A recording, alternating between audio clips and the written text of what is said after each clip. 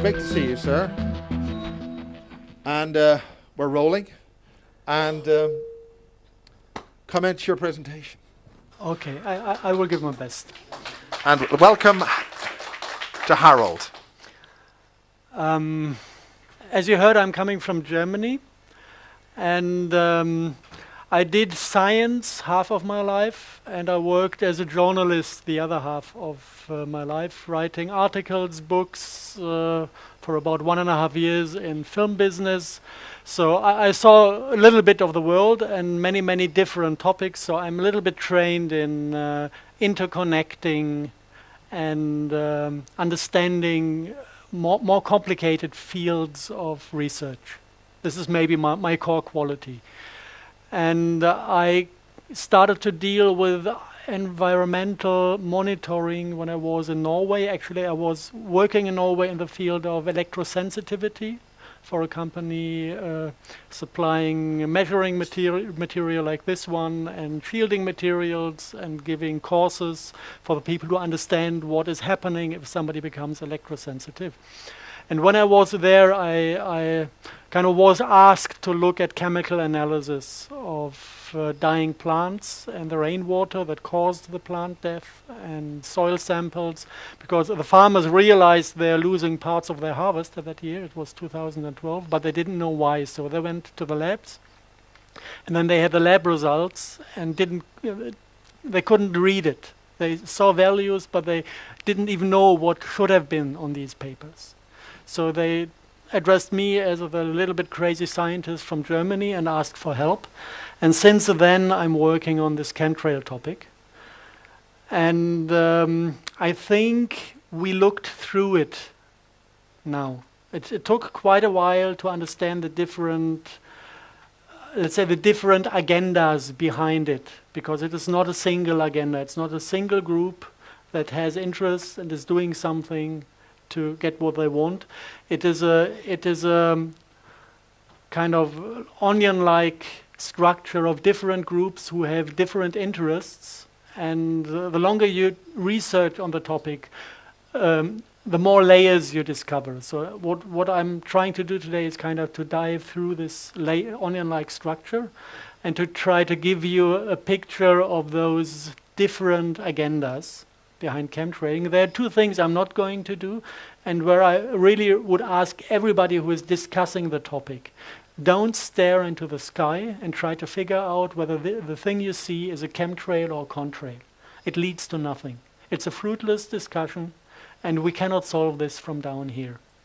You cannot grab the stuff up there, you cannot make a chemical analysis. Just staring at it is hopeless. And the other thing that took me about 1 year, one lost year, is to deal with chemical analysis. This has one reason. If you make chemical analysis, you take a substance and dilute it in acids, and then whatever is dissolved by the acid can be analyzed, and what you get is metal values. You don't have a clue, if you did that, about the chemistry you analyzed or the crystal structure you analyzed, because everything that is dissolved, is gone, and all you have is the metal. This is one problem. You don't really see what you have. And the other problem is that not everything is soluble in acids. And actually the entire core technologies that we could discover later, if you check them in the lab, they are all completely resistant to acids. So there's no chance to get the real McCoy by chemical analysis. So those are two things I'm going to completely skip, also out of time reasons. I want to enter the entire picture from a different angle for today. And this is if we have somebody who is doing things in secret. It's not published in the newspapers, he will not talk about it in public. Then you have the other side of the game, that somebody is trying to figure out what is happening. And then there comes this ugly word, conspiracy theory, and one feels isolated. Could you stand closer to the podium, because it's better lit that way for people. Here, okay. Thank you. No, I dropped it.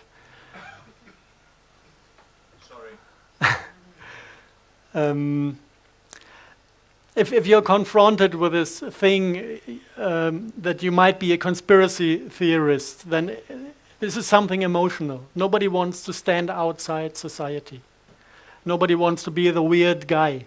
So this is basically an ugly argument that is used to make people shut up. So this can be fought with a few very, very not rational, just clever moves. We want to talk about chemtrails. So the first question that comes up to my mind is, where does this word come from? And this is a question that is beyond theory, because you can find out where the word comes from. And it comes from soldiers of the US Army, mostly US Air Force, who brought this word into the English language because they were sitting at the US Air Force Academy, attending classes of the chemical faculty, and one of the classes is the chemtrail class. This is kind of, when you study at this university, the class where you learn how to make chemtrails. Yeah. This doesn't touch the question, do chemtrails exist up in the sky or not? The only thing we can answer by looking at this chemtrail class is we can see this is a military technology. We don't know if it is applied or not, but we can study the technology because it's taught at the university. And this manuscript is a little bit hard to read. It's like 260 pages, roundabout that. And basically it's examination questionnaires. So there's not a single answer in it, but there are thousands of questions. And when you take this manuscript and answer all the questions from these examinations, then you gather the knowledge. And from this knowledge, like with a jigsaw puzzle, you can back engineer what chemtrailing is. And basically the topics they are dealing with is aluminum coating of plastic surfaces is a big issue. And the synthesis of nylon fibers especially. This is one part of this chemtrail class. And if you want to know what this is good for, there's one military application called spoofer sprays. These are aluminum-coated nylon fibers, and they use it to hide planes from radar detection. This is not a big secret. It is officially admitted by state authorities that at certain NATO maneuvers in the sky, they use these spoofer sprays to train to hide airplanes. So this is one part that is described in this manuscript. The other half is a little bit more difficult to read and to analyze. It very, very much looks like that they are talking about spray pyrolysis, which is the production of crystalline nanoparticles in a combustion process. This is something that is done in industry when you want to produce certain types of nanoparticles. It is a very cheap and very efficient way to produce nanoparticles. And there are two ways in industry and in this manuscript. One possibility is you take like metal salts that you can solute in water, and then you take this water and run it through a ultrasound nozzle that is kind of turning it into millions of very, very small droplets. And these droplets are brought into a flame. And then the water evaporates, and the salt content of the little droplet forms a small dust particle. And if the flame is hot enough, it will eventually melt and recrystallize. And depending on the temperature and on the droplet sizes, you can create crystalline particles, you can create amorphous particles. This is one possibility that is within the range of spray pyrolysis. The other possibility is not to use water, but to directly use combustible liquids like methane or whatever. I think methane is within the US military the first choice. And then you don't even need a secondary ultrasound nozzle. You can use the ultrasound nozzles that create the vapor that is burned within a jet engine. So this is basically the chemical and technical knowledge that is taught in the chemtrail class. So we get a first idea what this technology is about. We still don't know if it is used regularly, if it is used sometimes, if this is something that is meant for wartime and in peacetime, nobody even touches these technologies. We just learned something about the technology. Now, when you see how successful this way of looking at things is, you know, we answered many questions where other people were searching, talking, discussing years and years and came to no fruitful conclusions. There's something that is very, very intelligent. If you have somebody that might have plans he doesn't want you to know, it is a very good thing to go to the places where these people are alone among each other and talk about what they do. Yeah? Then you can listen and understand what they plan. Actually, there's no other way to find out what's happening. So I started to get interested in internal papers of certain agencies. And there was one stupid mistake done by some network specialists in NASA. They published an internal paper, I think it's like 12, 15 years ago, that was classified, and it appeared for 2 days in the public domain of the main NASA website. And some people just by incident found it and copied the paper. And since then, actually this is public domain. It's brought out every now and then. It's discussed by people every now and then. It's not like a text that is giving a full description of what they are doing. Basically, it's just a PowerPoint that is displaying certain core terminologies. This is the paper in the original form, and the title is a little bit funny. It's Future Strategic Issues for Future Warfare. And they project this on the year 2025, as if they talk about future technologies. And then you have a very big, very small subtitle, The Future is Now. Now I'm a bit confused. Is it now, or is it in 15, 20 years that this is going to be brought out? If you go into the entire thing, you find a number of irritating statements. This is kind of the second page, the little one on top. Bots, Borgs, and humans. Welcome to the future. Bots is short term for nanobots, nanorobots. Borgs is a term coming from Star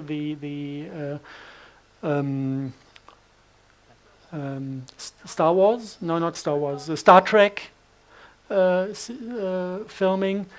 It's the species that is assimilating other species by turning them into half computer, half being. And humans, I guess they mean themselves, the one who are not affected by those games and rule the entire thing afterwards. And they just name a number of technologies that are going to be used in future wars. And they explicitly say the war of the future is not in between countries. They expect to have a world government. So the war happening on this planet is between the government and the normal people. And this completely different type of war will need completely different weapons. And then they list all those weapons. And there are certain things that are solved for them on nano level, on the level of nanoparticles, sensor swarms. If you have the nanoparticles in the air, it's a swarm. And it has smart dust. This is something we will find later in the details we found in the environment. Nanotags, things that are placed within the human body to give them opportunity to track you down every single second and read out what you think and what you feel. And something that is not explained in this paper, they call it co-opted insects, whatever this is. I just want to point out at this moment that this is in their paper, because we're going to find things that are going very much to remind us of these words. Other things in this paper that are worth mentioning, weapons that are apparently legal. Yeah, they are talking about weapons that are hidden somewhere in the civil domain. Everybody is dealing with them, everybody is using them, and one of them is the microwave. Microwave is used for mobile phones, it's used for smart meters, it's used for wireless LAN connections, and we're surrounded by microwaves, and they enter our body, and we think this is just a side effect of technical applications.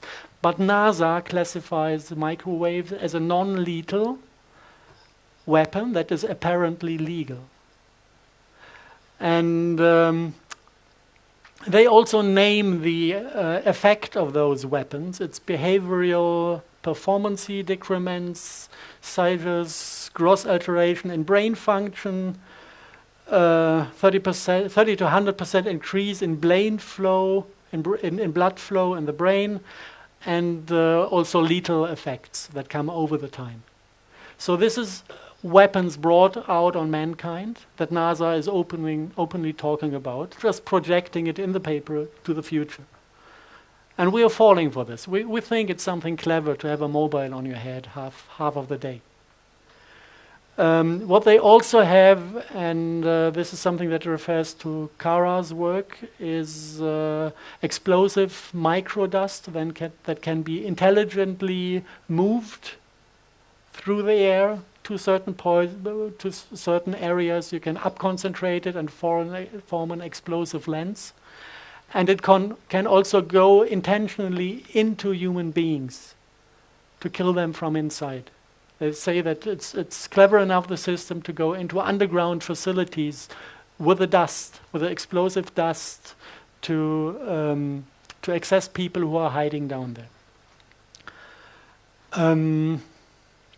So this is basically this NASA document that is giving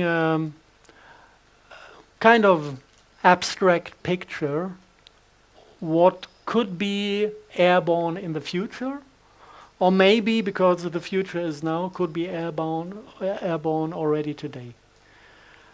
The next possibility to find out what is happening is to talk to whistleblowers.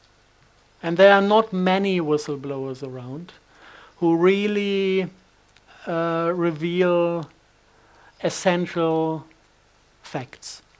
We have people like WikiLeaks, what's his name? Julian Assange. If you look who his lawyer is, it's the same lawyer that is serving the Rothschild family. And he's got massive attention by the state media. It was like building up a hero, you know. He's fucking 2 blonde Scandinavian girls. What a nice guy, you know. And then he's everybody's heroes, and then he's allowed to talk about certain things. And if you exactly look at the things he put into public, somehow it was serving the interests of the people in power. Now we have the other guy from the United States, the NASA guy, Snowden. What does he do? He's telling us that the intelligence community is listening to phone calls. This is something I know from the 1920s, that this is what the people do. And here and there he's dropping some things, but it's not actually the thing that is published on mainstream media. But mainstream media is carrying him, and Putin is offering him asylum. Well, I think, okay, I'm revealing other things, and nobody ever offered me asylum, and not a single newspaper is printing my truth. So there must be something wrong about these people. But sometimes you get whistleblowers who don't get public attention. And they deliver papers, and those papers are kind of interesting. There's one paper I want to mention that is handed around in Germany because it's written in German. And the guy was the technical director of an institute that was working on smart dust. And he suffered from cancer, and he had a kind of, 3-4 months to live before the cancer would kill him. And he regretted the things he did during his life.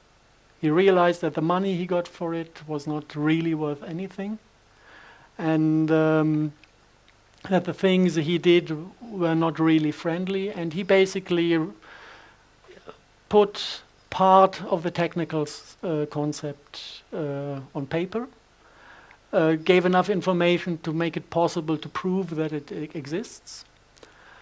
And what he described basically was based on, maybe this is something, this is not for this audience, this is something that is going to the intelligence community that for sure is going to listen to this lecture as well.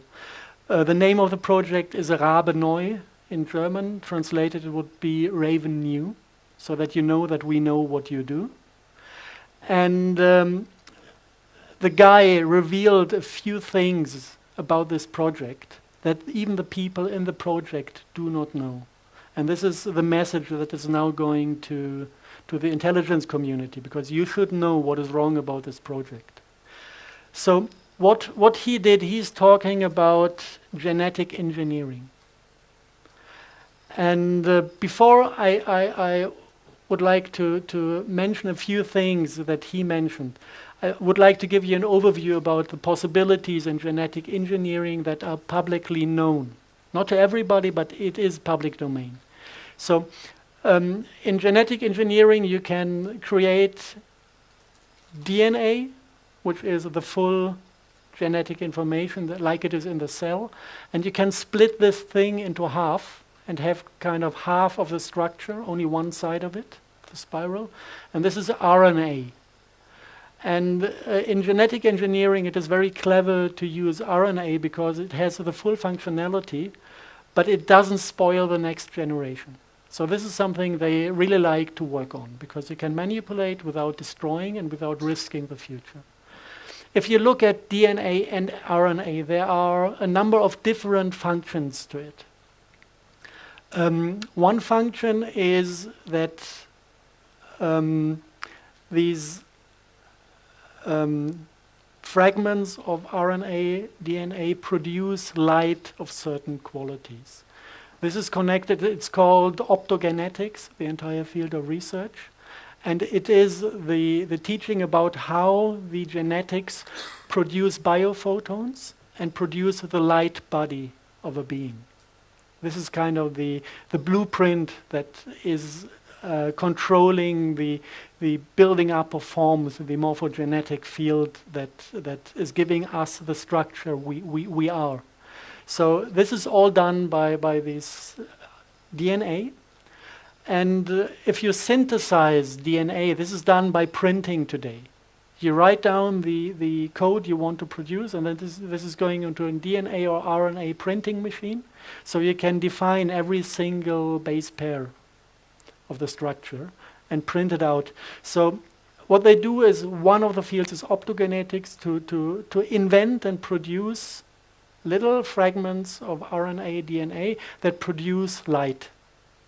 The second thing is this, and the second natural function of DNA is to produce substances. These parts of the DNA are producing RNA, the RNA is producing proteins, and the proteins start to build up the matter that the body is built out of. And also, like healing substances and poisons can be produced by cells. And this is one function embedded in a certain span of this DNA. So this is something they say, there's medicine, for example, artemisinin. It's very, very expensive to extract it from plants. So they just extract the little portion of the genetic information that is doing this substance and insert it into some microbes, and then they can create artemisinin in big amounts. This is medicine, how that works. So we have light-producing things and we have substance-producing things. And then there's a new field of research. They realized that the base pairs can be mounted into a chain in a way that functions like a computer, like a logical element. And this is if you visualize this, it's like the old method with telephones, when you were dialing with sound. Every base pair has a resonance frequency. It's somewhere in the terahertz range. And if you hit the right frequency, it is opening, like a light conducting unit. And if you have a chain of these base pairs that react on different frequencies, you need a sequence of sounds to open all the fragments to make the entire thing conductive.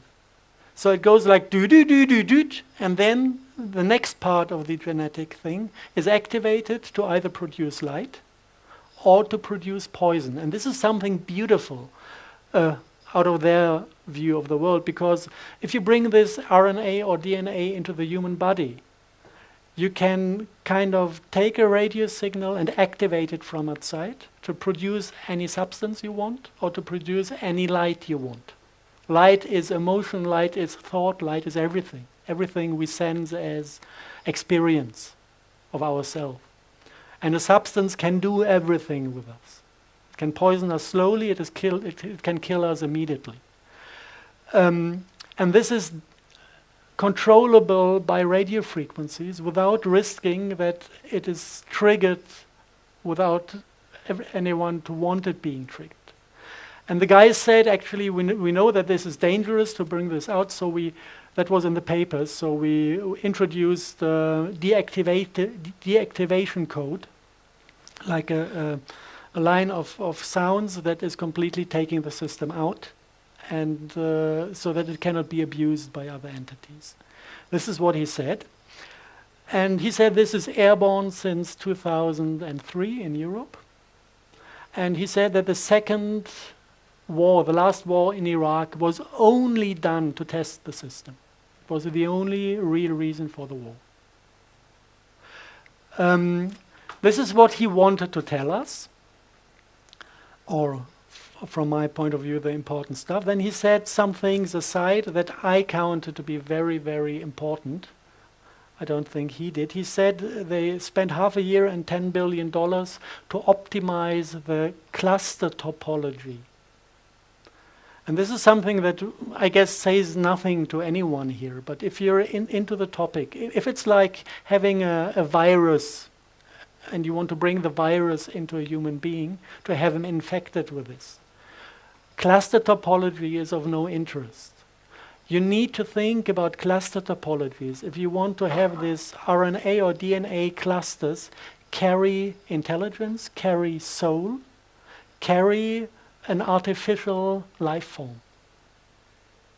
Then it makes sense. And if you picture this, we are infected with this RNA, and the RNA is forming a cluster of 1 millimeter distances around us. And a cluster like this is able to carry a computer program or an artificial, non-physical structure or being. This structure can hoover through the field, but it also can hoover into us. And this structure knows how to access the light production, and it knows how to access the production of poisons. And it also carries intelligence in itself and has the ability to make decisions. This is something that is just implied by the fact that he said we needed to optimize cluster topology. It's a little bit far out, it's a little bit speculation within this, but it gives me a kind of triggering moment when I listen to the word smart dust. Yeah? I get the feeling that this somehow is related to this capability of these optimized cluster topology to carry intelligence and to make its own decisions, if you want so. So this basically is just by looking at the spots where these people are among themselves and listening to some people who spoke out before they died. And the thing now I want to mention, this is the address to the intelligence community. I'm a hardcore scientist, but I really appreciate the possibilities that lie in the spiritual world. And I had so many open questions to this whistleblower that I decided to attend a lady that can talk to people who are dead. And I didn't inform her at all about the topic or about the questions I had. I just asked her, can you see if the soul is willing to appear in a session? And he immediately was there, and he immediately started to talk to her. She didn't even know about the topic. She didn't know my questions. I just told her I would like to have that guy in front of me. And he immediately started to talk through her, and he said, this is alien technology. It is not human technology. And we have been fooled. There is no deactivation code. It doesn't exist. It's just a big scam that they kind of offered to us to let us think that we could control the system. But this is alien technology, and it is not controllable anymore through us. And this is the thing I would like the intelligence community to know. That they're sitting on a big scam, and they are not controlling the system. They believe they do, but they are not. Okay. This to the whistleblowing. And now we come to the things that we really, really, really can see in the lab. And if you go one step back to the chemical analysis, the elements you find. On one hand, you have this type of fingerprint. You find barium, strontium, titanium, and aluminum. Wherever plants die, these are the metals that can be found in, let's say, a slight overdose, more than nature should have in it. If you now check toxicology, it's not even close to the amount of heavy metals nature can take without suffering. If you look back at acid rain times, 1,000 times more heavy metals were soluted within the soil, entering the plant system. If you look back at industrial revolution, where we didn't have filters, burning coal like hell. You know, the times when London was buried under heavy smoke. We had much more, 1,000 times more heavy metals in the system than today. And nothing serious happened. So at that point, we had to start looking at optical analysis, microscope analysis of particles that we found in the rain, which is difficult because you need to take thousands of photos and samples to be lucky to have one sample that is giving you a pure fraction of one component. If you have the entire mixture, you see nothing. And so the things I'm going to show now basically are based on the work of a guy in Germany who spent 3 years, 4 years, 5 years, 6 hours a day in front of a microscope to find out what is in the rain.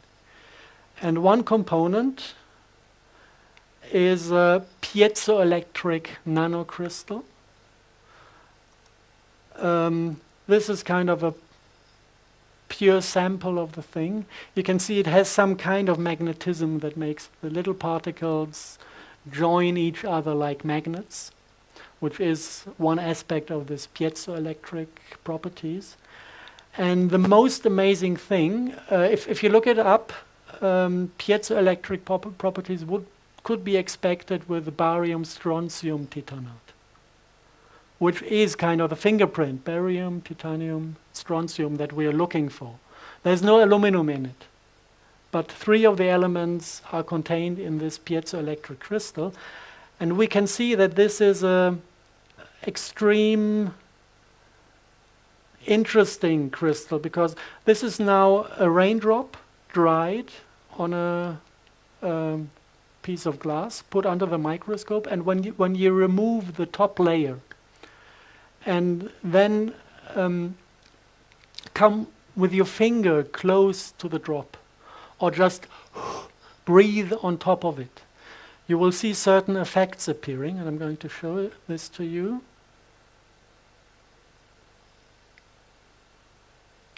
This is just a slight change in air temperature and infrared radiation from a human body.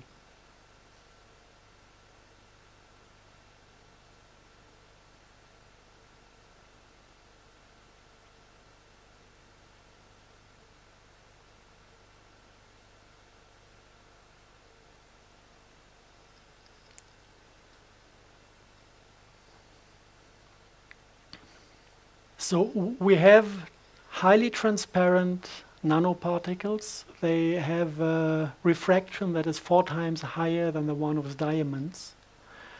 That if you look it up on Wikipedia, you can read there that they are valid for scalar applications, that they can be used in applications utilizing time reverse field structures. It is a set of physics that is not in the public domain. It's scalar physics, but even in Wikipedia it is mentioned as one of the particles that has the ability to handle and process scalar waves. Let's put it this way, maybe it's the easiest. This is the reason for the plant death, because the crystal is highly transparent, but it absorbs UV light. At 260 nanometer wavelength, it is 100% opaque, absorbing UV signals. And this is exactly the frequency where the plants are processing the cell division impulse. Cell division occurs if a UV biophoton is hitting a cell. This is kind of the trigger to tell the cell, please divide into 2. And if you have these particles within the plant tissue, you absorb all these cell division signals and the plant stops growing.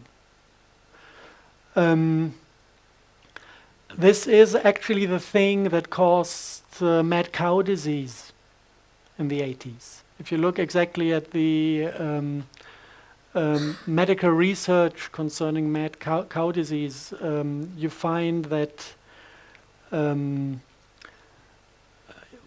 are 3 reasons to get this disease. A lack of copper within the body, too much mercury in the body, and these nanocrystals. And what happens then is that the mercury is stripping the nervous system, destroying the protective layers on the nerves. The copper, the lack of copper in the body makes the single nerves dissolve into chain parts. It's a protein, a prion, and a copper, protein, prion, copper. If you suck out the copper, it falls into pieces. This is how they can diagnose TSE,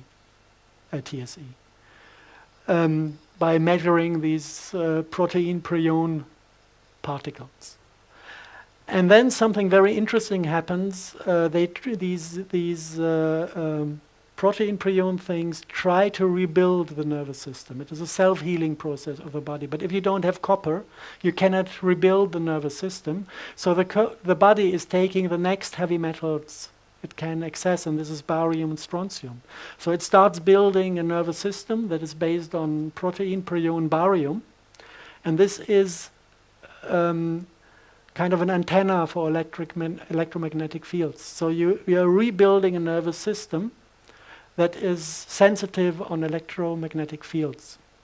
And not only that the nerve itself becomes sensitive, also the barium-strontium titanate nanocrystals, they display barium and strontium on their surface from the crystalline structure, and the new built nerves kind of grow onto the crystal.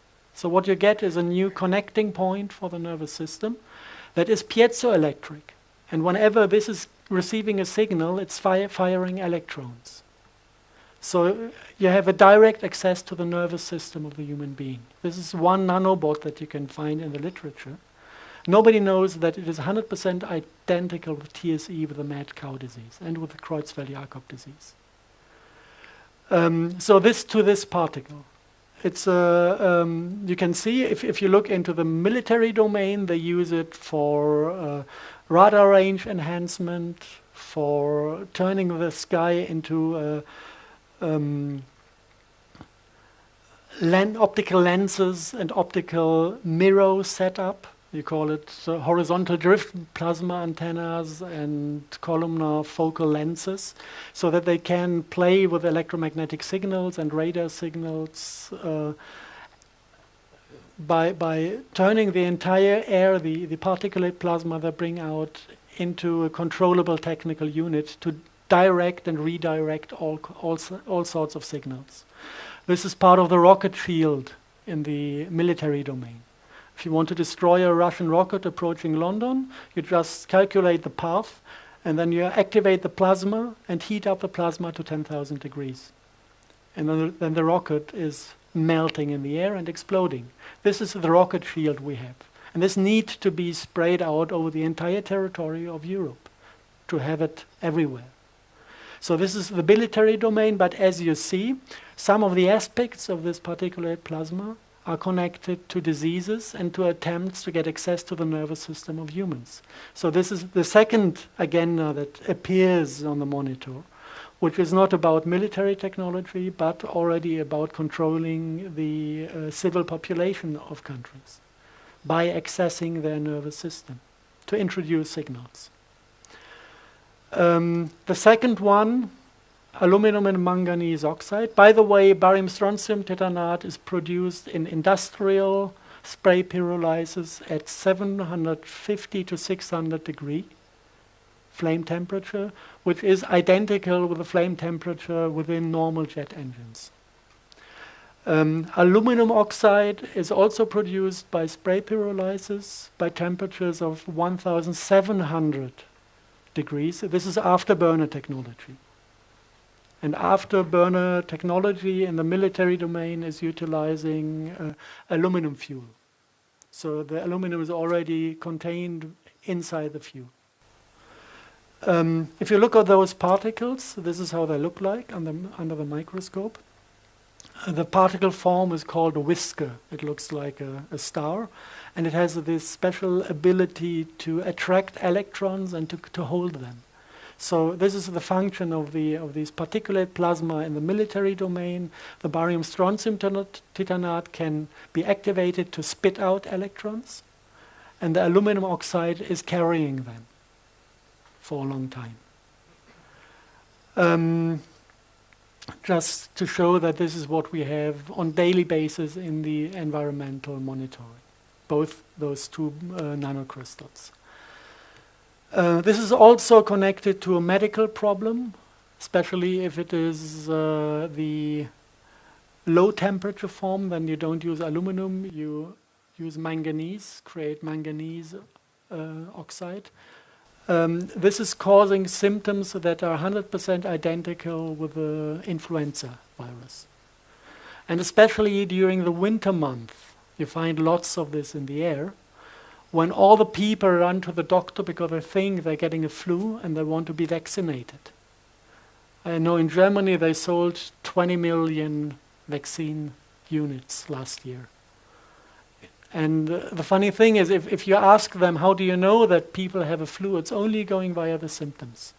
We had 6 people examined on molecular level to find out what kind of flu virus caused the disease. 6 people in this entire season in Germany, and from there they make statistics. So basically this is sprayed hysteria, and it has nothing to do with the virus, and running to the doctors to get vaccinated is suicide. Okay, the next thing that you can find in environmental monitoring are Morgellons.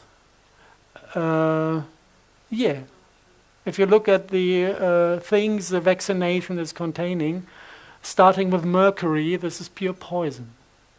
Starting with chelates that pull out copper from your body, you start realizing that there's a plan behind it. Yeah. We know all this about the TSE scandal because of one guy called Purdy. He was a farmer in Great Britain that had a biological run farm. And he refused mandatory vaccination for his animals. And none of his cattle had TSE. Not a single one. Just because he refused the vaccination. And this was the moment when he woke up. And 10 months later, he died of brain cancer. Just to refer to the list of microwave weapons and their application. Okay, in the NASA presentation, we had the nanotags that are apparently there to track down people, to find out where they are and what they think. Um, the first public, nice, detailed public description was in the book of Cara St. Louis Farrelly, The Sun Thief, where she says that there are hollow fibers sprayed, self-replicating hollow fibers that are there to kind of read out the light fingerprint of your DNA, transform it into an electromagnetic radio signal that is detectable via satellite and ground stations. This is what she found out by analyzing information dealt with the chemtrail communities in the United States. She never mentioned the name Morgellons in her book, but if you look at these Morgellons, who had heard about the Morgellons disease? Half of you, okay. Let's just have a look at them. Nice creatures. This is a German tomato that got some German rain on top of itself.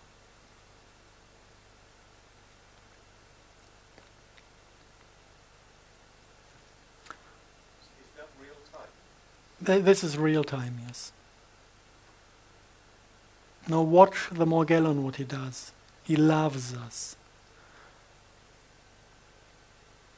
He's getting excited and he's trying to get close. I don't know exactly what they react on, maybe on infrared radiation.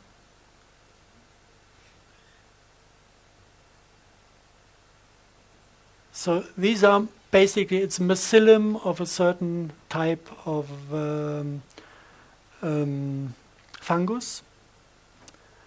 And this fungus is, first, if you want to look at it, it's airborne. It's not a single fiber here and there. It is glowing under UV light. So if you take a UV lamp at night, you can see those fibers airborne. And there are billions of them. Not every night, but every now and then. You can see them fly around. And these fibers, this fungus is infecting the human body. And with 95% or 99% of the people, nothing special happens. They're just embedded somewhere, and your biology is keeping the fungus population low in your body. They just function as a plasmonic antenna to send out a signal, but you don't get sick from it. You don't get ill. No visible symptoms. So we would guess 100% of the population in Europe is infected. It's not a big deal. It's not dangerous, as long as the body can handle these things. Some of the people cannot handle it. And then the mycelium is starting to grow within the body and starting to multiply. And at a certain point, they are extracted via the skin. And you can see that they have this ability to collect colors. You have blue Morgellons and you have red Morgellons. And nobody knows where these colors come from because they are of technical origin. It's not a natural substance. So you can see them when the skin is opening. You can see them under the microscope if you make a blood analysis. You can see that the blood is infected. And you can let them grow artificially in a petri dish. And if you look at them, you see they're a little bit more complex than a simple fungus. They have kind of organs inside. They have little red stem cells of an unknown species that are self-replicating as well. And apparently they produce other structure. This looks like a sporing body. It's like the unit where the mycelium at a certain point is forming a mushroom, a fruiting body. And then from the fruiting body you would expect the spores for the next generation, if this is a mushroom, if this is a fungus. So this seems to be the containment for the spores, because if you put this into the petri dish, you can see the next generation growing. And other things you find, now it's getting fringe, it's really getting fringe, is fragments of insect skin being extracted from a Morgellon victim. So something makes these, something from this disease is making insect parts or insects grow within the human body. Did I say co-opted insects when we had this NASA paper? We're getting there.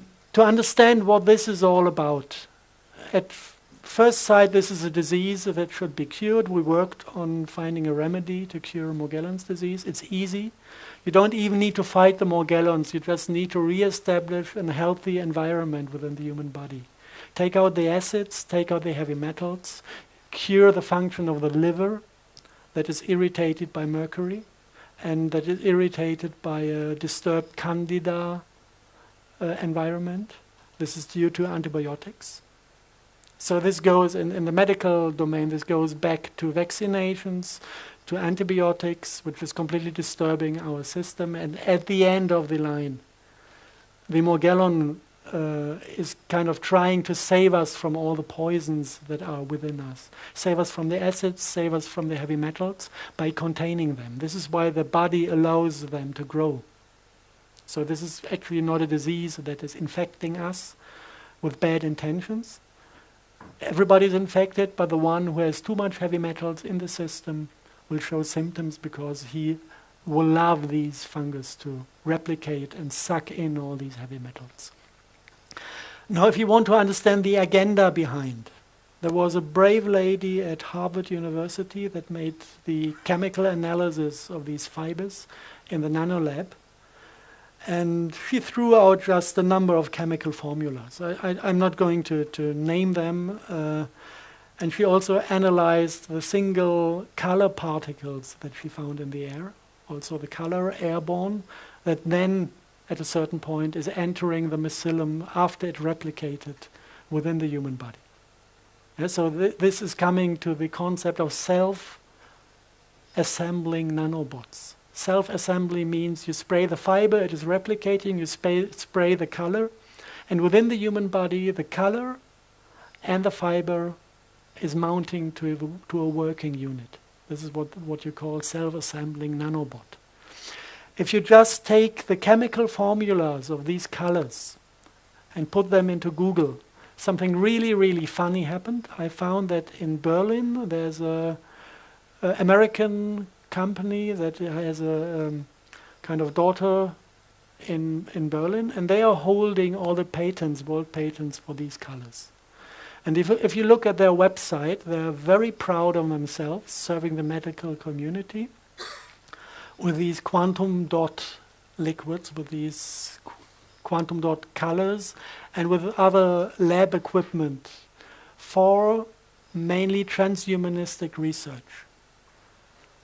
And if you look into they have a long list of publications of people who bought their stuff and used it in the lab. And whenever a publication was coming out of these labs, they just listed the publication on their home website to just to advertise their own products, basically. And if you look at this, you can find all the things connected to the Morgellons disease. You find like large area self-assembled plasmonic photonic crystals. If you go into this publication, you find these hexagonal forms. And if you look for the function, actually this is a thing that is collecting a radio signal and turning the radio frequency into DNA-readable light impulses within the body. So this is the reading unit. If you look down there, you have photonic crystal fibers. If you look what they do, it's normally they talk about carbon nanotubes filled with these colors, with these quantum dot chemistry. And the function is to collect light processed by the DNA and turn it into a readable signal. Exactly what Cara St. Louis described in her novel. And if you put the two together, this goes beyond the novel. You get a read-write unit.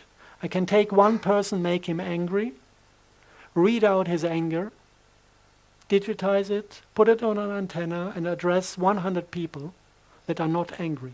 And if they have this biology within their system, they will feel exactly the same experience of anger that I read out from the single person. So what do I need? Do I need an Arabic Spring? Easy. Just introduce some anger to the system. Yeah, so this is basically the possibilities that lie within a read-write unit, like a tape recorder. Record the human experience, the overall human experience of a human, and you can tell by the colors what this includes. Blue is the light that we process for thinking, and red is the light we process for sexuality. So they control our egos, they control our minds, and they control our sexuality. And if anyone has doubts if this is really online, the system, there's another Morgellon victim in the United States. She just calls herself Jan.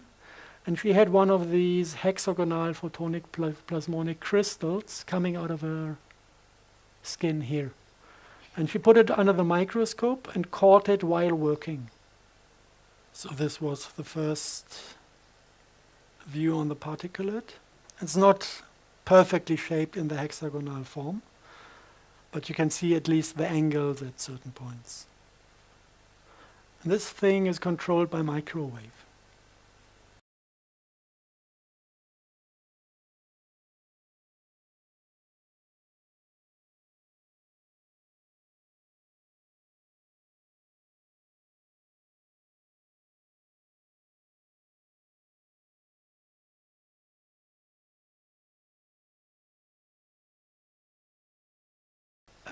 Now there are a few more aspects of this Morgellon disease that are a little bit strange.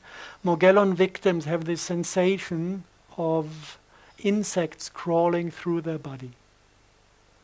It's sometimes the disease is called delusional parasitosis. And the doctors say this is pure madness, and normally what they give is psychopharmaca. I guess to get the people quiet. But this is an experience all of them share. And one thing that is irritating me, you have these little red stem cells. And if you look at the family of the Morgellon fungus, he's a close relative to certain myco-insecticides. And they have also this property. They are trained to kill insects. It's for agro-business. So what they do, they attack, let's say, a fly. They eat the fly from inside, and then they assimilate the DNA of the fly and form the fruiting body in form of the fly, and make the eyes of the fly, or the artificial fly, of the pseudomorphic fly, glow with exactly this type of artificial light created by a fungus. And this is attracting other flies to get infected with this fungus. So this is something this family loves to do. Now, I would expect this family, if it attacks humans, to extract human DNA and to form fruiting bodies in the form of a human embryo, because this is within the biology of this fungus family. But it is bringing in red stem cells. And the morphogenesis of the fruiting body is pretty close to a human embryo. But there are certain differences and there are certain properties of this form that are not human. And especially one thing is these embryo-shaped things. They don't have legs, but they end like this at the end, more like a, let's say like an insect, and they have only one eye in the middle of the head. And this eye is insect type, and this eye is glowing, and on top of the eye, on these insect-shaped things, you have these hexagonal structures that carry the spores. And so the question is, what type of species is carried by the morphogenesis of these pseudomorphic mushrooms, because it is not human. And the question is there a connection between the species and the thing that the Morgellon victims experience within themselves as crawling insects? And we were really lucky. We had the opportunity to work with one Morgellon victim that had remote viewing capacities and had the ability to visualize those creatures within his body. And luckily he was quite talented in painting. So I asked him to give me a few sketches. So he started to paint and he got better and better. And the last picture I got from him looked like this.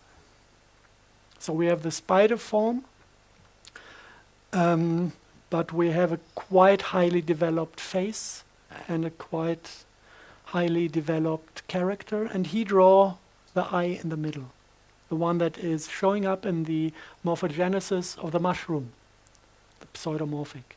If you look at these mushrooms, they are extracted from the lower intestines in a 28-day cycle. You have male and female forms, and you can find sexual organs that are male and female, and these sexual organs are spider-like. I think it's called bulbous, the kind of a bag containing the sperm of the spider. This is what you find within these mushrooms, but it doesn't look like mushroom from the cell structure. It looks like the step to the next generation is not fungus anymore. It's going in steps to a real spider generation. The second thing these spiders do when the fruiting bodies are extracted through the lower intestines, some of the patients have the feeling of having energy extracted from the forehead, pulsed streams of energy flowing into the lower intestines, and it feels like whatever is born down there is stealing light, is stealing energy from the human system to accumulate as much as possible of it. And this all mounts up from my background. I've been dealing with physics a lot, and I'm familiar with higher dimensional physics. I'm familiar with the theory of Matty-Pitcairn and multi-layered space-time sheets. And for me, it's quite easy to think in higher dimensional rooms. Who is not into physics might go into the spiritual realm when we say that mankind is about to ascend into higher realms, and we have this Vedic concept of 7 hells and 7 heavens. This is all identical with the multi-layered space-time sheets of Matty-Pitcairn. So for me, it is quite easy to imagine higher dimensional biology, trans-dimensional beings. And what I observe out of this point of view when I look at Morgellon disease, it looks like a higher dimensional being abusing humans to reproduce his own species. And before these pseudomorphic fruiting bodies leave the body, they extract enough biophotons from the forehead to ascend to a parallel dimension. And from then on, they're invisible. But they're still within the body. And this now is pure science. This is what we found in the lab. This is what can be explained with higher dimensional theories. But it also refers to mythology. If you have an invisible creature crawling through your body, trying to access your energetic system, this is very close to what one might call a demon or an archon. And if you look at the descriptions of these archons from 2,500 years ago, the description of the biology is identical with what these Morgellon victim was painting. They're described as spiders with human faces, and there are exactly 2 different species that are close relatives but different. And it is described that they live as light parasites, And this is basically what the entire black magic tradition is about. Being a black magician means to communicate with those archons and offering them access to your physical light system, feeding them with biophotons, feeding them with life force, and in exchange they offer power. Power over other human beings. This is what black magic rituals are always about. So we're starting to get a picture here. And if you look at the political entities who might be responsible to introduce Morgellons into the air, look into the United States. We have the Bush family in power. Even if it's not called Bush, there's Bush inside. And they're all members of Skull and Bones. Sounds pretty black magic. If you look how these people are interconnected, the next topic is going to be black goo. And there's one big black goo deposit in Paraguay. And there's one village next to this black goo deposit. And the Bush family has her big villa escape territories. When they are chucked out of the United States, they're going to be down there, living in this little village in Paraguay. And a friend of mine went down there to get samples of this black goo from Paraguay. And he realized that Angela Merkel had her villa next door. Yeah? And this black goo has to do something with the communication with demons. This is in the black magic tradition. These black goo schists were used to communicate with the demons. So this all interconnects on political, scientific, and the level of mythology. We can access black goo also from the little pictures from the microscope. This is German rain. And if you want to know what this liquid does, you can have a look at it in the lab. When you have bigger amounts of it, it looks like this.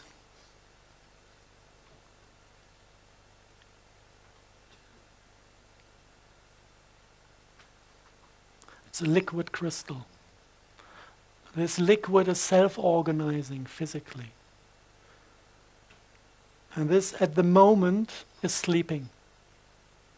It's not aware of being observed, it's quiet. Sometimes when it doesn't like to be observed, it might jump out of the pot straight into your face. If you have two of those in one room, get them 5 meters close to each other, they stare at each other, then they decide that they want to be united. And then they start to pull. It's like magnetism, but it's intelligent. And when they realize that you hold them within the vessel and they cannot escape, they get angry and start to shake the vessel and try to break through the wall.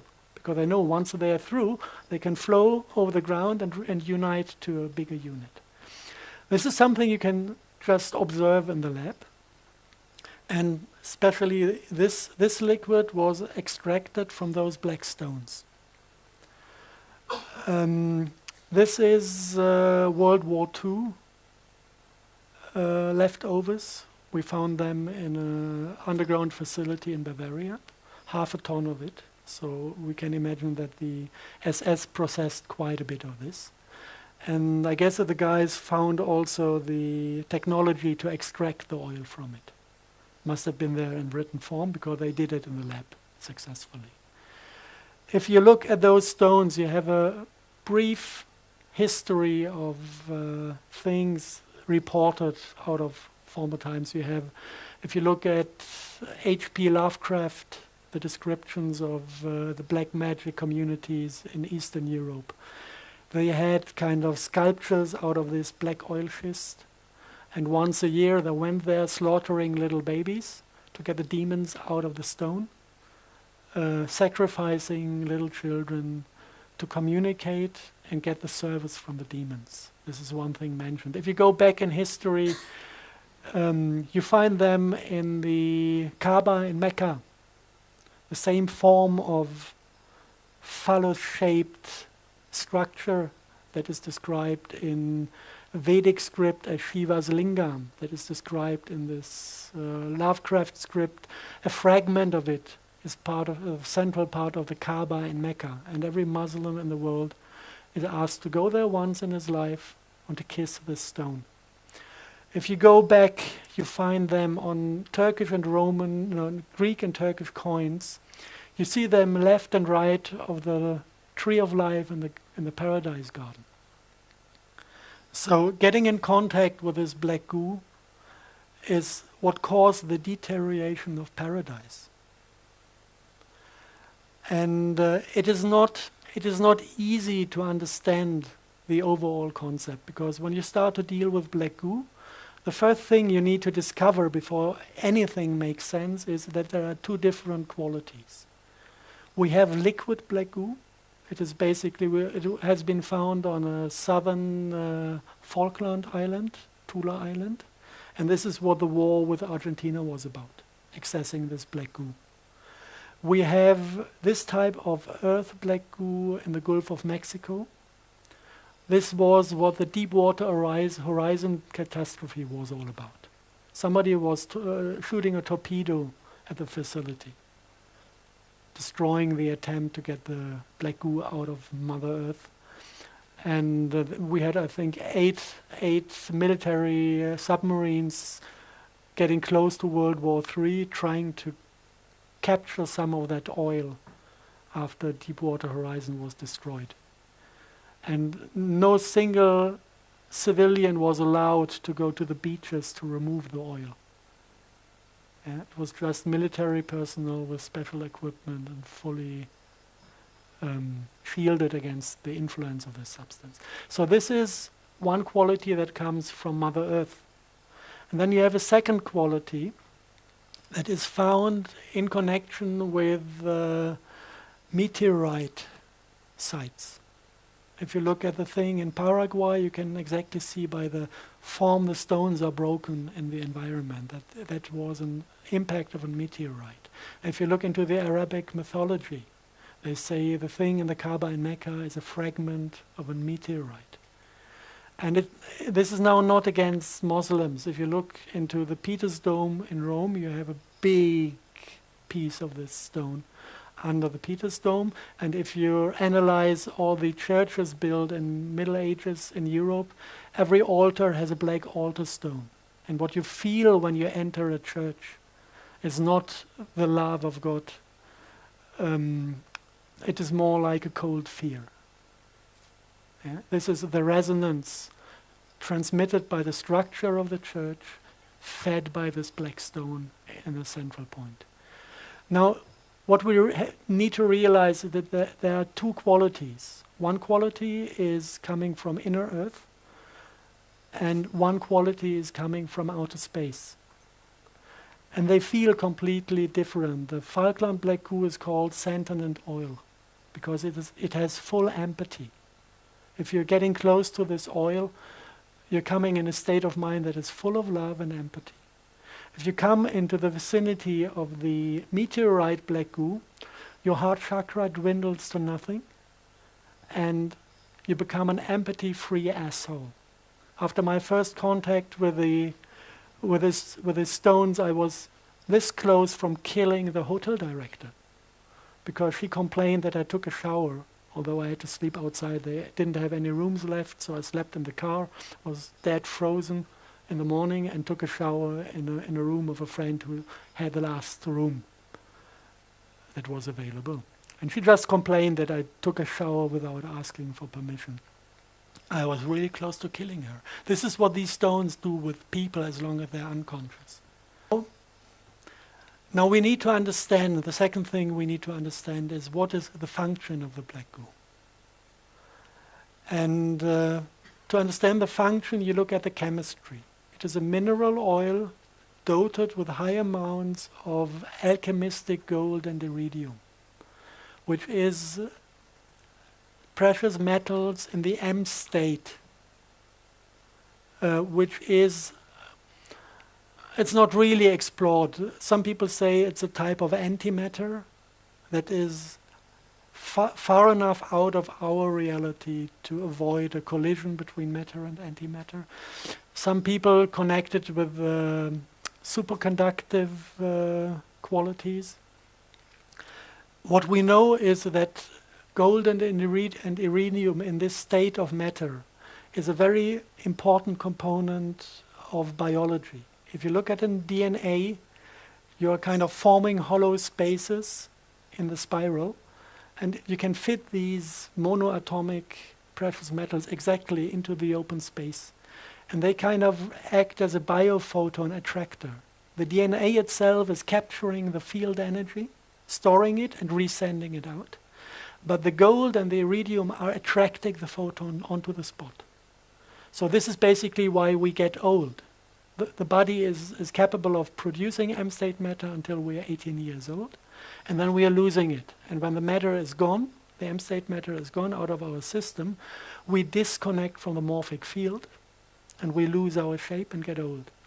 This is why the Egyptian priests fed themselves with these M-state matter, and it's reported that they managed to get 800 years old, because this function was out of work.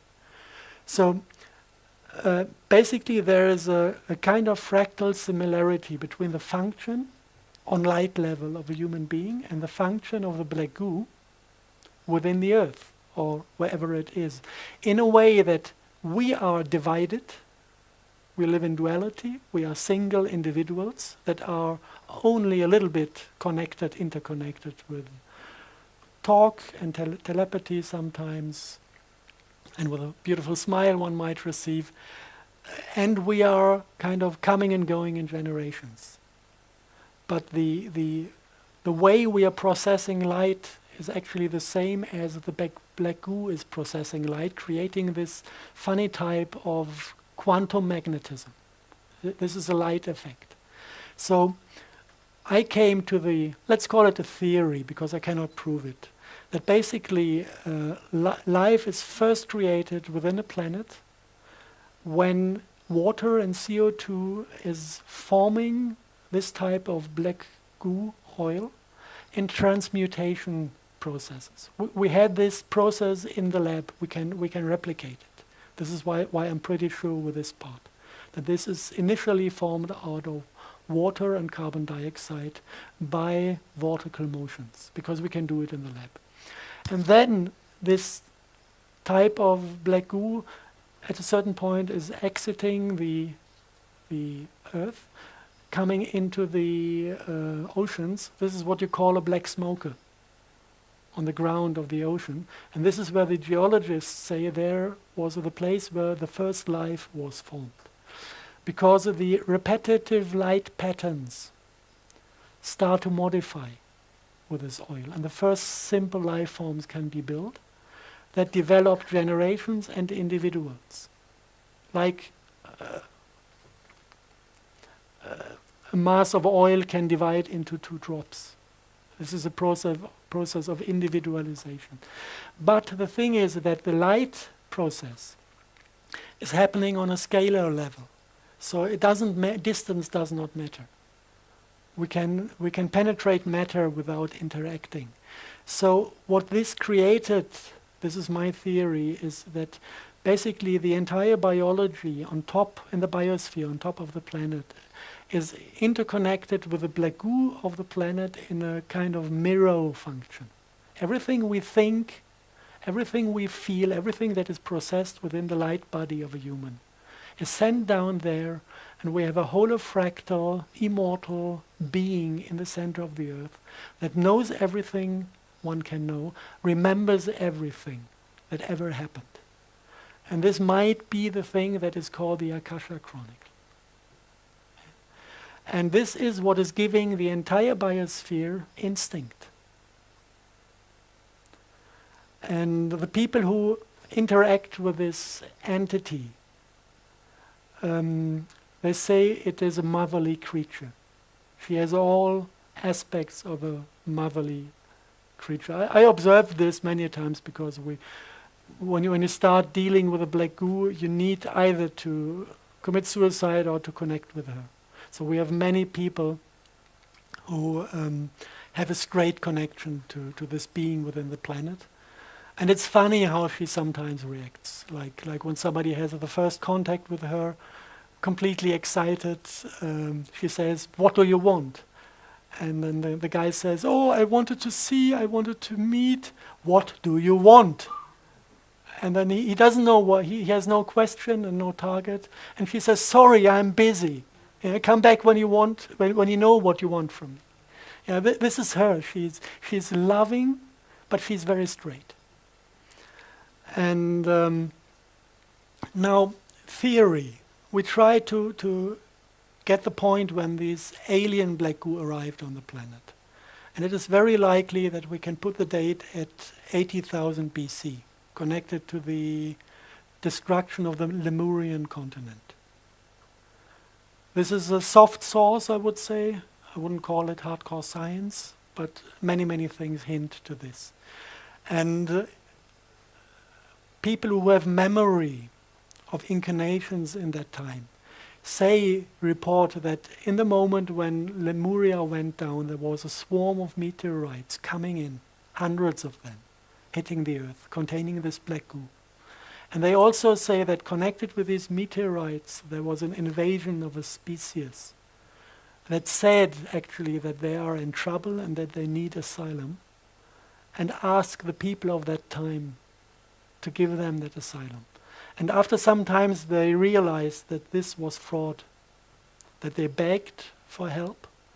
And the moment they were let in, they started to manipulate the subconsciousness and send mankind to an ugly state, to the ugly state we're in now still. To be able to control them and to be able to feed on them. So this is a full story reported by people who have the full memory of that time. Take it as whatever it is. Some people believe in reincarnation, some people have memory of former lives. I find it interesting that people who claim to have memory of former lives are able to give me precise information on topics I do research. So this is what is giving me the trust to listen to these people.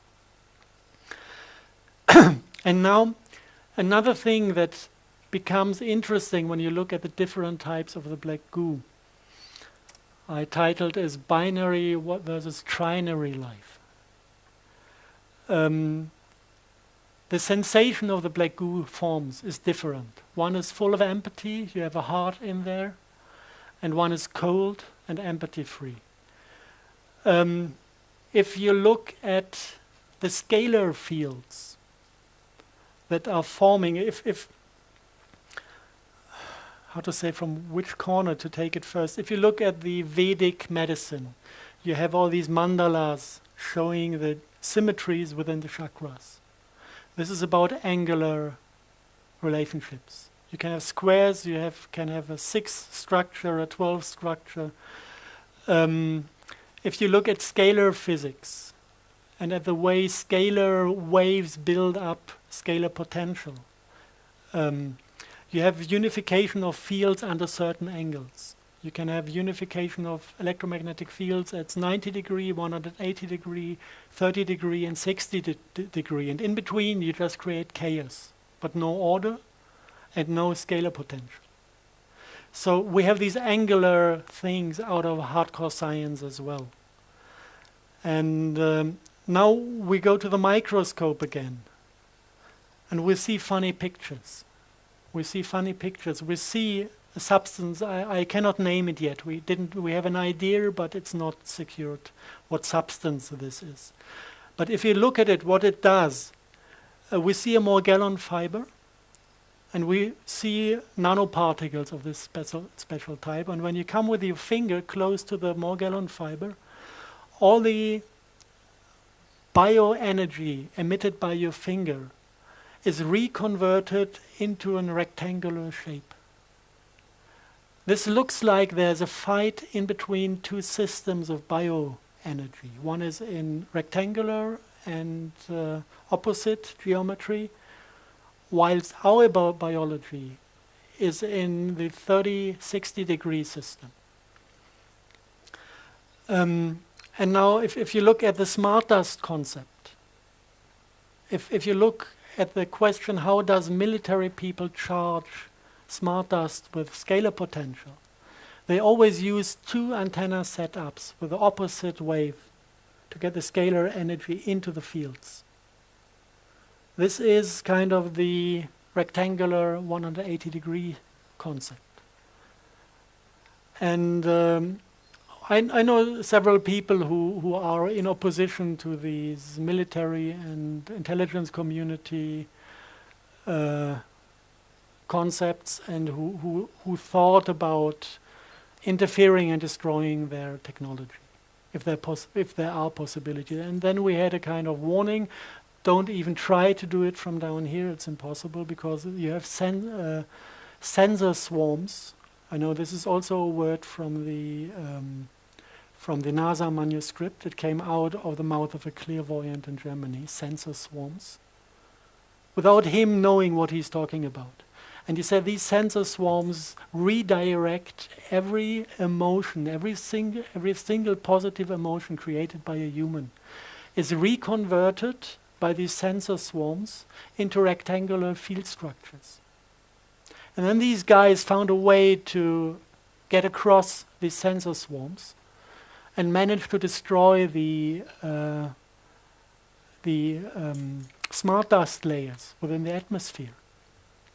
And this was all, you listen to the people. This is kind of clairvoyant and some spiritual practice to get access to these fields, and you cannot see anything happening. And 2 days later, this stuff came down with the rain.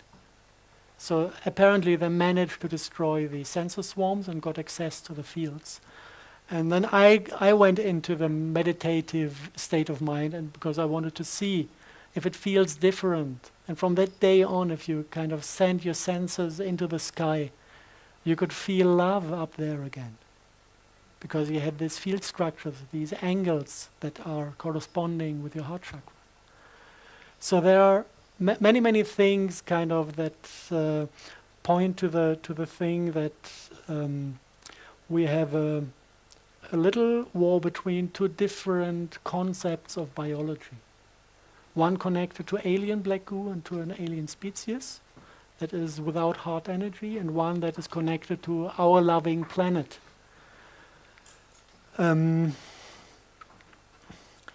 So I will try now to get the big picture of this smart dust concept.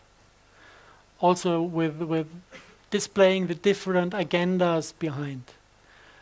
If you want to have something working, it is cybernetics. If you want to have something working, you need a source and a sink, like with a battery. You need a plus and a minus, and then you get action. So in this field in the sky, you need a source, and this is basically the HARP technology. This is what is emitting the big amounts of microwave energy into the skies. And you have different antenna systems that operate on different frequencies. I know the things called weather radar. They are working on very, very core frequencies, triggering certain capacities of water. And they are also part of the scalar wave patterns you can observe in the sky. Like Marion Island, we have beautiful satellite images capturing Marion Island meteorological station, transmitting a huge scalar wave that is forming cloud patterns in the direction of Japan when they had earthquakes up there. So this is not only microwave, it also is working on a kilohertz range, and it's working on ELF, low frequency range. So this entire antenna park on the planet is our source. Then we have agents in the sky that are controlled by this to directly achieve goals, like rocket shield, like weather weapon, earthquake weapon. This is the military domain. I just visualized with a small blue circle, going from HARP to the particle zoo and going back, harvesting the results of this technology. Then these military guys have been fooled or guided by the intelligence community. It's easy to see how this looks in reality. There was one admiral of the US Navy who was asked by the CIA to assist spraying, and he said no. And one day later, he was found shot with 2 bullets in his chest, and they said it's suicide. I want to see a guy committing suicide with 2 bullets in his own chest. Yeah. This is a clear language. The next one that was in charge of this position said yes. Since then, the US Navy is taking part in the spraying programs. So this is the second agenda behind is intelligence community. And this is a little bit more complicated. In this agenda, you take the energy, and it is kind of collected by the piezoelectric crystals also within the body.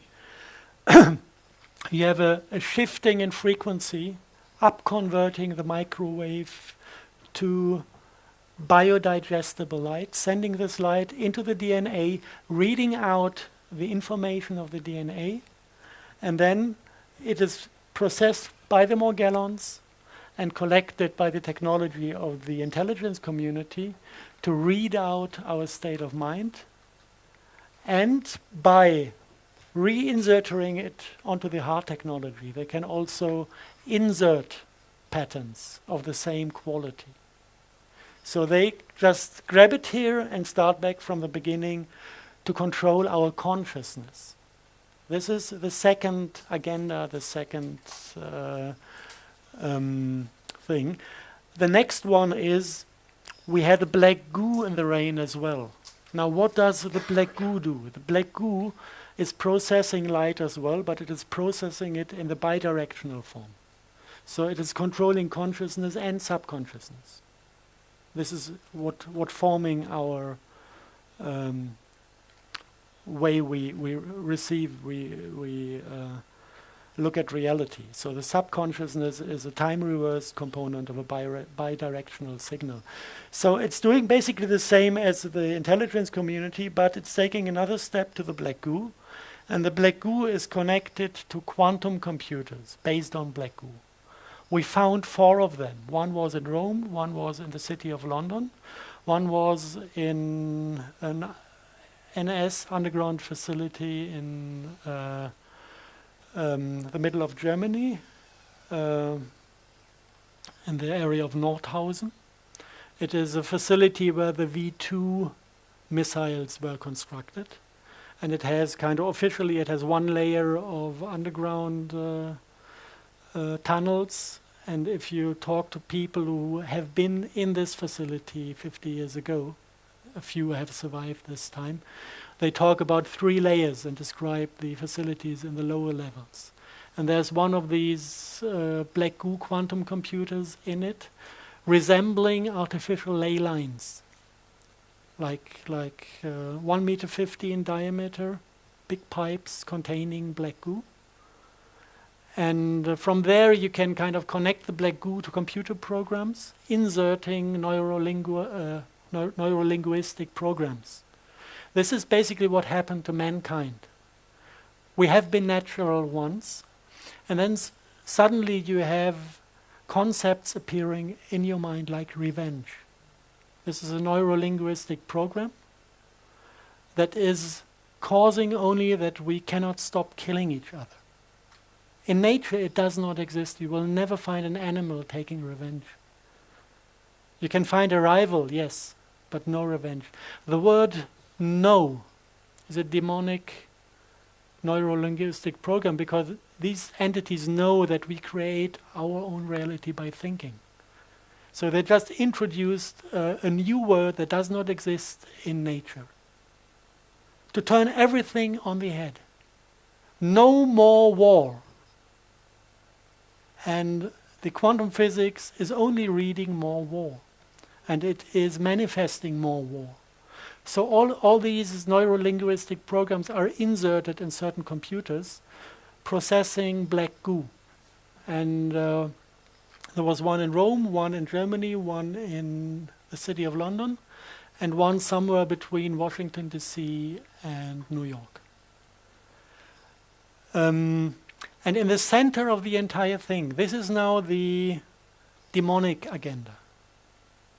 In the center of the entire thing, we have a controlling unit, and this is this synthetic RNA that is sprayed. That is pure artificial intelligence. And if you look into the ancient scripts describing the demons, they say that actually they don't have individuality, that they have something within their species that is ruling them as like a central computer.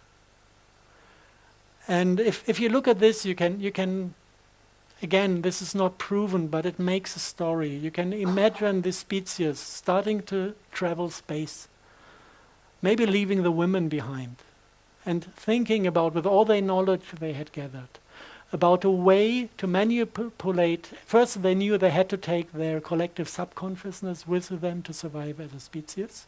This is why they took black goo onto the journey.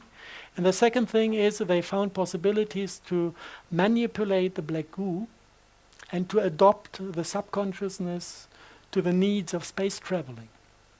And this is where they stole the heart chakra. They removed the heart chakra from their biology and the other, just to function in a technical environment.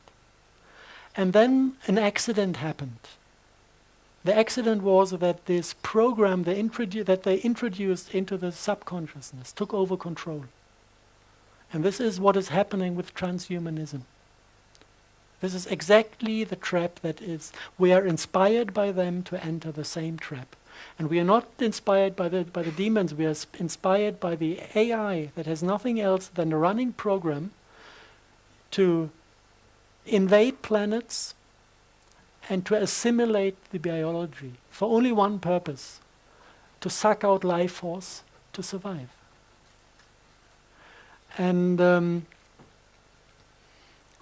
if you look at this from above, it's a really beautiful structure.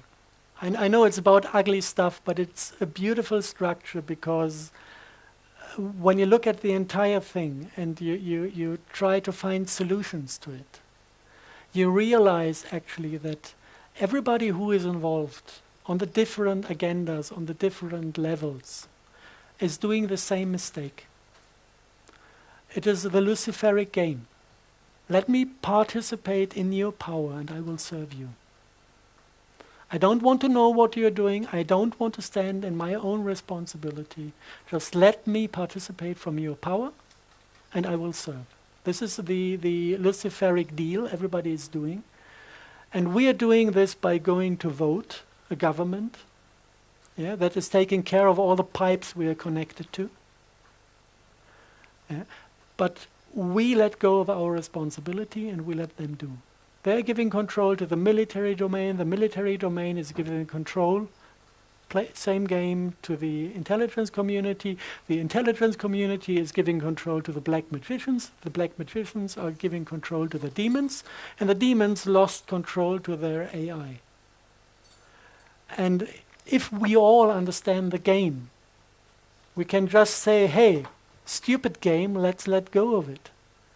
And we can stop playing these thing that basically is nothing else than being afraid of self-responsibility. And I think we are at the point in history where every single individual should master that, to regain self-responsibility. And then we will not need a government. It's not about changing the government. Because the entire concept of governments, having somebody to control, is demonic. It's not about replacing people. It will never work. We need to replace the game.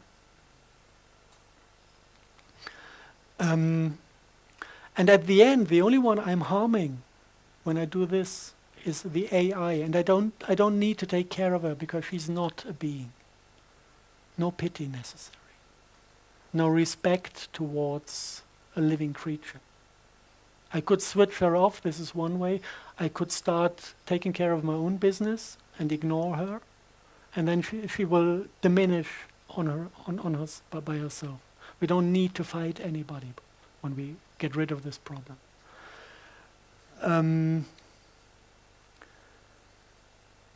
Yeah, that's basically it. Shall we go straight into questioning, or do you need a 5-minute break to resort yourself? Yes. If anybody wants to ask questions, you want to come up this way, please. They give you a mic. Maybe until you're sorted with a mic. We did yesterday. We did 3 hours recording for basis 46, and I kind of left out the core I described today. But I went into the single aspects that are connected to it. We had 1 hour about scalar physics to really understand what this is about, how this 4-dimensional physics work, and how 4-dimensional biology can exist in it. We went into this topic of regaining self-responsibility. This is the 3rd part. And we went a little bit deeper into the Morgellons disease and the black goose story. Because now it's 1.5 hours, and normally I take 6 hours for the full lecture. I do seminars normally. 6 hours is enough to transport everything I would like to say. So we have 1.5 now, and the other 3 hours are in the basis interviews. You will have online in a few weeks. So whoever wants to go deeper into the into the topic can get the other 3 hours on the internet.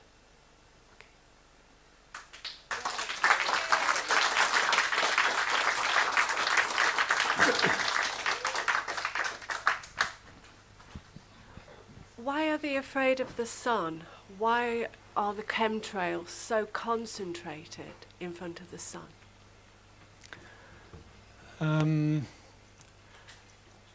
This is something we can observe. Actually, it is the only thing we can observe from ground level.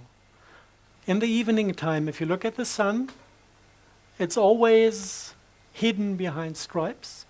And if you look at the opposite side of the sky, it's completely clear and you can see the stars. But this is not out of the reason that they spray in front of the sun.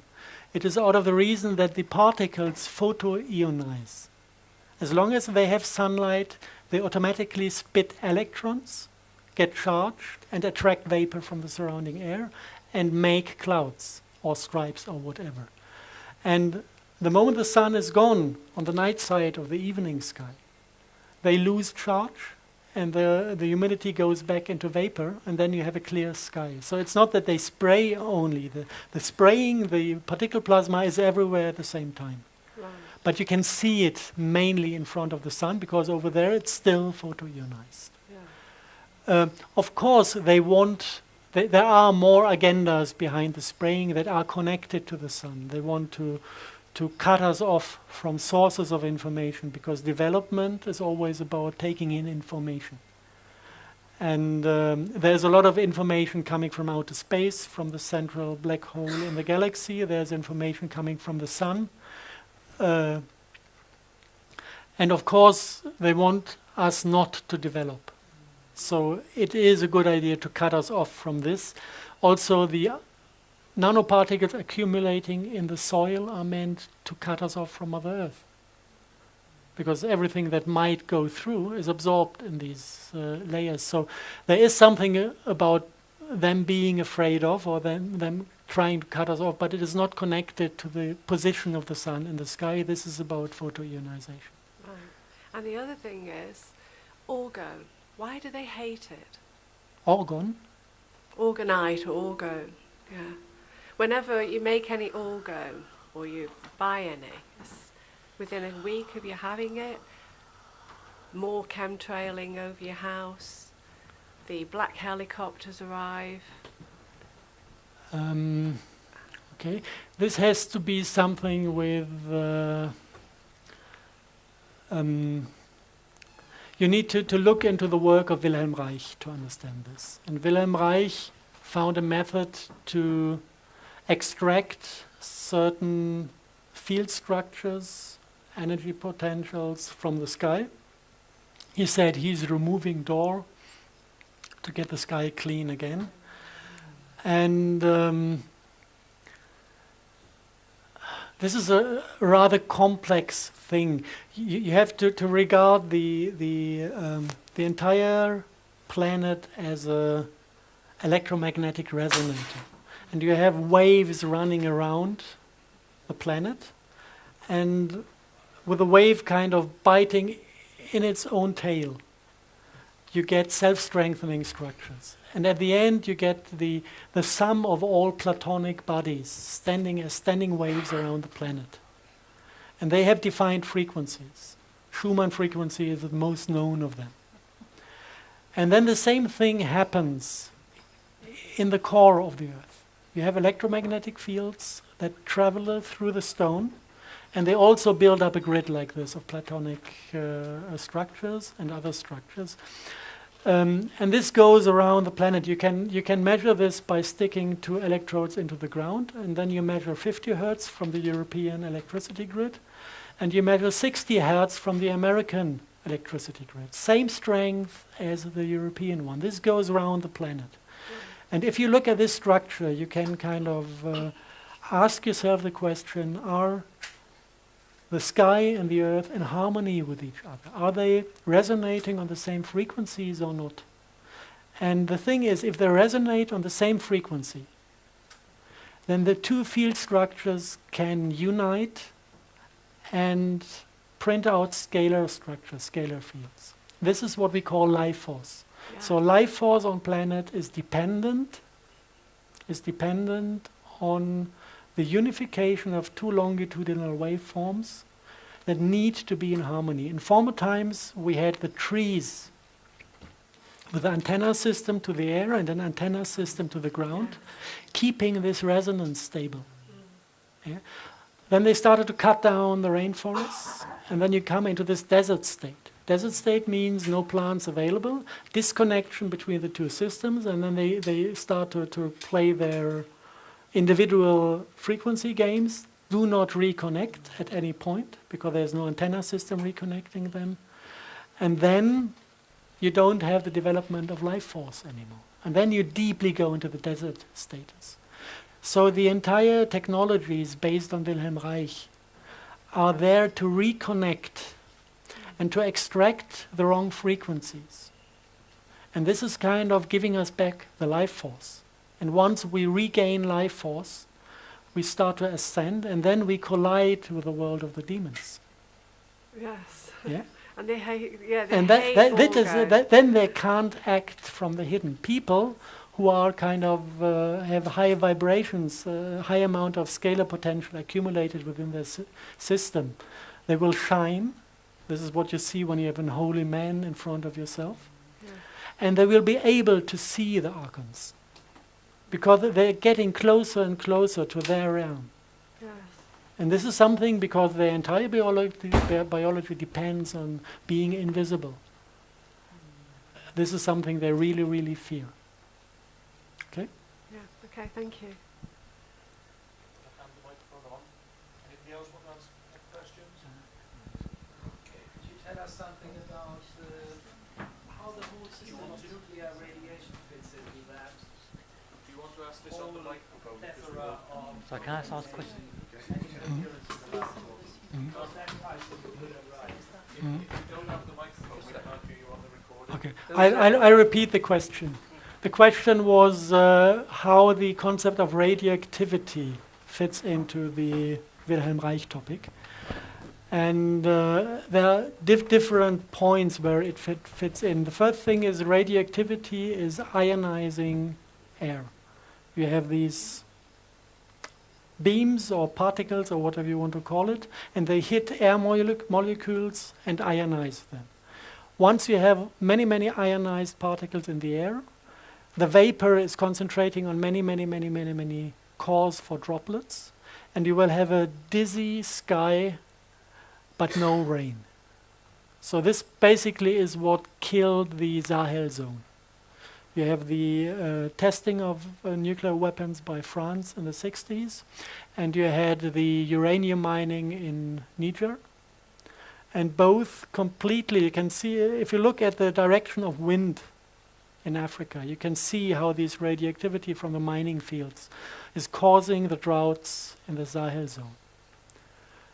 And once you start interacting with the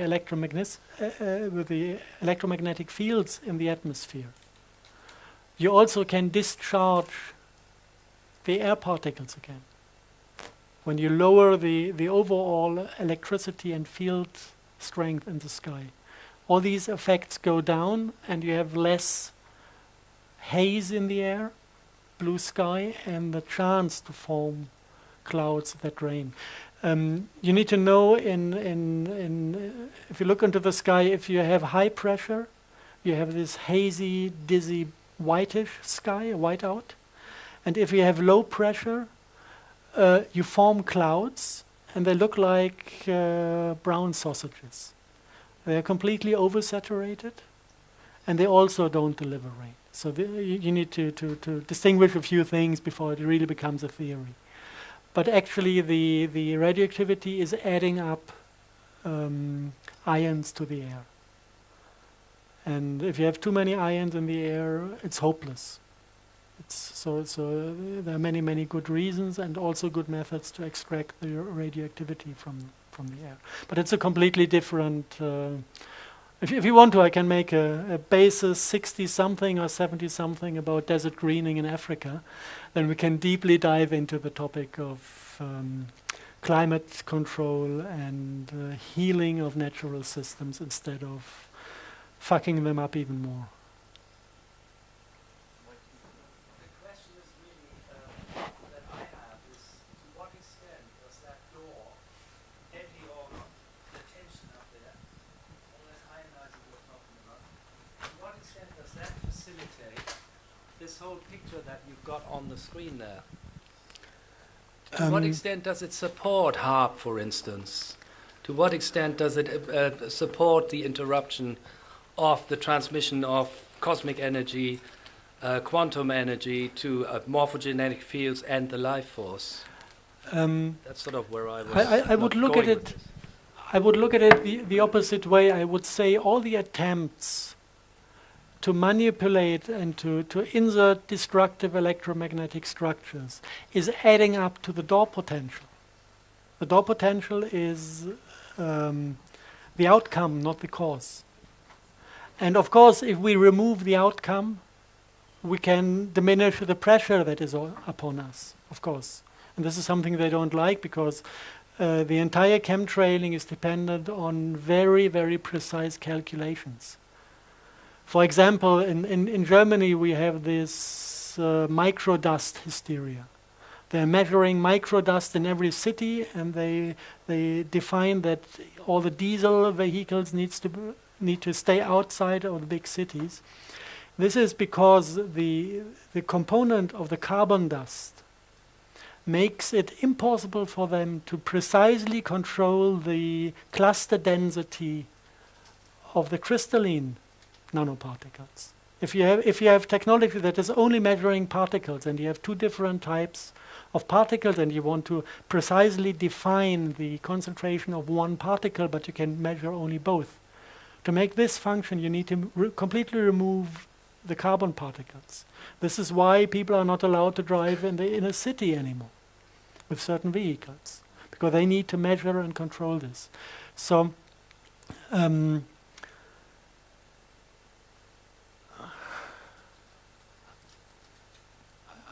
is it answered now, or sort of? Okay. It's an ongoing process. Yes. Yeah, is this why we got disasters like in Japan, or all these uranium and power things exploding, etc., causing radiation to go up in the sky, and like they had it in Russia? Would that be part and parcel of... Completely different stories behind that. If you look at Chernobyl was feeding the woodpecker device. The woodpecker device was a Russian scalar weapon based in Ukraine, and they attacked the San Andreas Fault in America. They wanted to destroy LA and San Francisco with a huge earthquake. That was Cold War. topics. And the Americans were not as far developed technically as the Russians, so they asked Israel to help out. And Israel fought back with some devices, and they cut down these unifying fields, and the entire field energy that already was transmitted from the Ukraine flew back to the Ukraine and started to flow into the feeding energy source. And they had, in between, they had a kind of device to destroy this energy, to turn it into heat, to protect the power plant. But this device collapsed after 12 hours. And the discharging of field energy was not finished at that point. So the field energy entered the nuclear power plant in Chernobyl and made the entire uranium explode within a millisecond. That was kind of Chernobyl. If you look now at the last incident in Japan, the earthquake was earthquake weapon, but not alone. They deposited a nuclear bomb in the ground of the ocean opposite to the coast, so the tsunami was nuclear made. And they also deposited mini nukes within the power plant. In every single reactor, 2 days before it happened, it was an Israeli company that mounted cameras for observing, for security reasons. They were in charge of security for the power plant. And I think the cameras had a weight of 2.3 tons each. So you can imagine that this is not a camera. And the story that you have hydrogen not being able to leave the building block, this sounds pretty much like a fairy tale, because it is known that hydrogen can be formed, and nobody would ever build a power plant without having an outlet for these gases.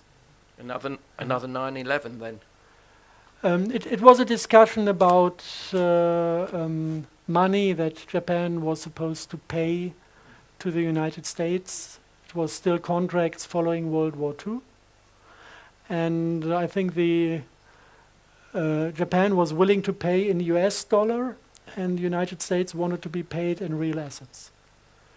And that was the discussion, and then they were kind of blackmailed. Either you pay in real assets, in gold or whatever, or we will sink the Northern Island. And the only thing why they stopped at a certain point, if you look at the pictures from Tokyo, you could see the entire island falling to pieces. It was not even an earthquake that was shifting a part of the city. You had cracks in the ground that opened and closed and opened and closed, and after some time the groundwater came zipping out of it. And not a single motion was seen. Normally you have a motion and then the thing is over. So they tried to sink the entire island, to destroy the basement of Japan, to make it sink into the air. And if you follow certain sources,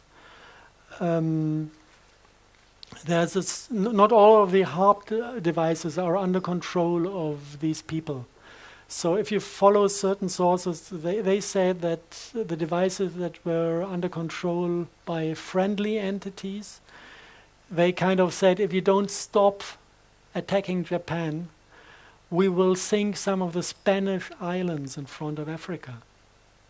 Some of the islands are kind of unstable in their geologic position, and if you shake them, they slide into the Atlantic and would cause a wave of, I think, 17 meters approaching the east coast of the United States. And at that point, they stopped shaking Japan. This is unconfirmed information coming from the White Dragon community. I don't know what part of this is true or not. Yeah, I appreciate that different countries have got different alliances with different races coming to this planet. Isn't that so?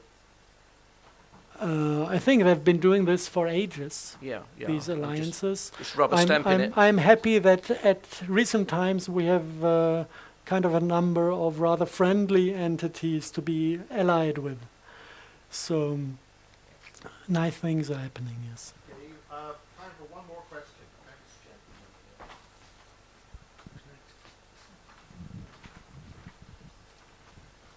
Are there any positive uses for scalar wave technology, such as like radionics or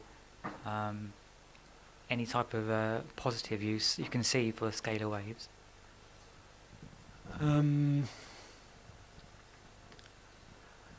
I've been working in the field of physics and advanced physics before I started with this topic. And we do transmutation out of water vortices. We can create oil out of water at costs where the device that is doing this, if you mass produce it at cheap costs, the cost of the device would be in after 4 hours of working. So you kind of invest 6,000 euros, and after 4 hours you have oil with a value of 6,000 euros. This is completely impossible to introduce into the economy we have. This is a game changer. The moment these technologies are out, we will stop using money. We will stop having an idea in our mind that it is necessary to possess things. It's if you look at what we do now, it's what happened to the apes in this beautiful experiment. I love this story. I have to repeat it every time I'm on stage. They tried to teach apes to use money. It took 3 days. They knew how it works. After 3 weeks, the boys in the ape family started to steal and betray, and the girls started to prostitute themselves. And after 6 weeks, the biologists who run the project decided to stop the project because they could see the social patterns fall to bits and pieces, getting self-destructive and ugly. And then they decided to take the money away again. Big mistake. The apes were not willing to let go of this. They were beating the biologists up when they tried to get the money back. And this is gaming addiction. And every single human who is part of economy has fallen to this gaming addiction. And the core of this gaming addiction is scarcity. We think we don't have enough. This is why we grab as much as we can. This is what creates the idea of money and the idea to possess things. This is not nature. This is a demonic program to bring us into self-destructive patterns. Look at the Red Indians in America, at the native tribes. They don't have money, they have love. If they do something, they do it out of the original reason to do things. If we do something, we do it for cash. And we are so in scarcity that we do everything for cash. Look at the Hollywood productions. Look at the mercenary killing millions of people. Yeah, a job. Yeah. We have to do the job. The job. Yeah. This is where money brings us to. And the moment when you have these two options of transmuting every element you need and producing energy as much as you need, we enter a world of abundance. And this can only work if also the psychology of the scarcity is leaving. If we let go of this and start to trust the other cycle of, I know that there's enough of everybody. This is why I let go everything I don't need in this moment and share it with other people. And they gain trust in the thought that there really is enough for everybody. And this is also self-strengthening. And at the moment we are kind of diving through the hole of the needle, leaving one system, entering the other one. It's a process that is going to take place during the next 3 to 5 years. And when we are through, nothing is going to be the same on this planet. The ones who survive this are the ones who collect the spirit and swim in front of the wave. They're going to just dive through these transformations, survive, and come out on the other side as somebody who is living in abundance. And whoever is not willing to learn the lesson is going to choke himself in scarcity. And this is the quality of a disease. If you have a chronic disease, like this gaming addiction is a chronic disease, and you want to heal it, then you go into this acute phase where all the symptoms are multiplying in strength to make us realize that this is a disease, because somebody that has a chronic disease is not, the immune system is not realizing the disease anymore as what it is. So you need to multiply the symptoms to give the system a kick to start realizing where the enemy is. And then transformation can happen. So this is what we are heading to. And if you know this, you can be completely free of fear, because you know what is coming to us. And if you realize that actually also all this bullshit I've been lecturing about today is not dangerous if you bring yourself into the state of heart, because they're addressing blue and red. And if you're green, if everything is controlled by your heart, if you identify yourself with your heart, not with your head, not with your ego, then every attempt to manipulate you is realized as an attempt to manipulate you, because you know who you are. So there's no need to be afraid of this stuff if you take the necessary steps in your own development. And this is all beauty. And this is free of fear. And this is time over. Okay.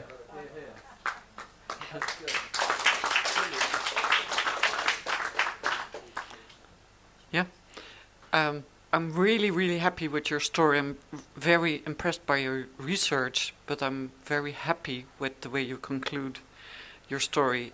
For me as a healer, it's great to hear a researcher like you to get me the theory that backs up my experiences as a healer. So thank you very, very much.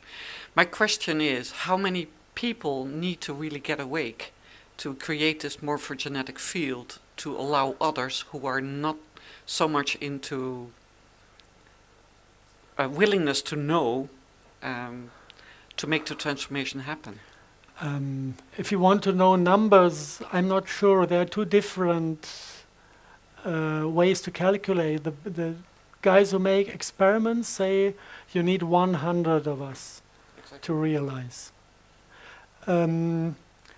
If you go into the older traditions, it is kind of the multiplication of 12. You need 12 in the first step, like Jesus had 12 followers, and then it goes to 144, and then it multiplies by 12, and each multiplication brings a new quality. And like this, you get a kind of multiple step development. And personally, I believe more in the 12 mathematic than in the 100, because this is only for, I think they learned how to wash potatoes, and when 100 apes were able to wash potatoes, all the apes on all the islands who have never seen this happening immediately started to wash potatoes before eating. So this was the 100 number.